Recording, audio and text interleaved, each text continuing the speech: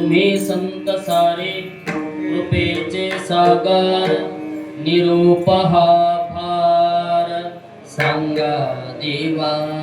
तुकोबाराय म्हणतात बघा, तुम्ही संत.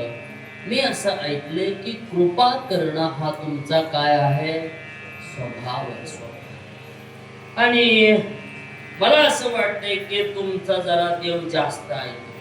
कुणाचं?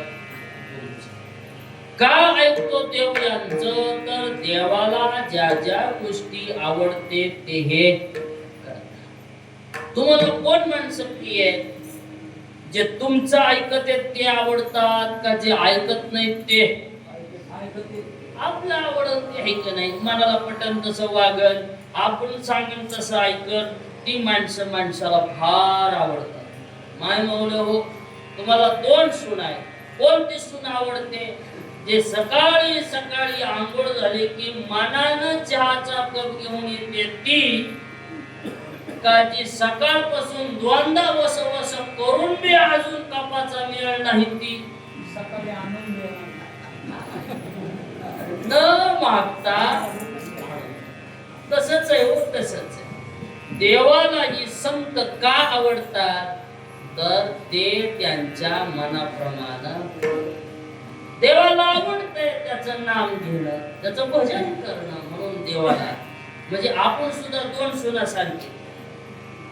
आपलं कसं आहे, देव पुन्हा पुन्हा म्हणतो बाबा भजन करा. तुकोबाराय म्हणले ना, सांगतो तुम्हासी हजारे विठ्ठला नाही तरी गेला जन. का माझा त्याचं भजन केलेलं त्याला लय अजून आवडे देवासी तो ऐका प्रकार नामाचा उच्चार.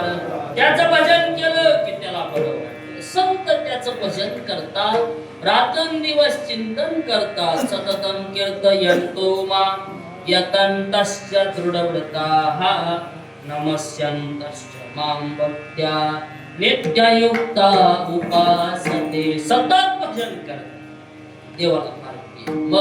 मग देव तुमचं ऐकतो. तुम्ही कृपा करण्यामध्ये फार उदार आहे. देवाला एवढाच माझा निरोप पाठवा. काय पाठवा? त्या देवाला म्हणावं, आमच्या जवळचे एक संत आहेत, त्यांचं नाव तुकाराम महाराज आहे. तुकाराम महाराज म्हणले त्याला लय मोठा आहे म्हणून सांगू ना. मग माझं वर्णन त्याच्या जवळ करताना कसं करा? अभंगाचं तिसरं चरण.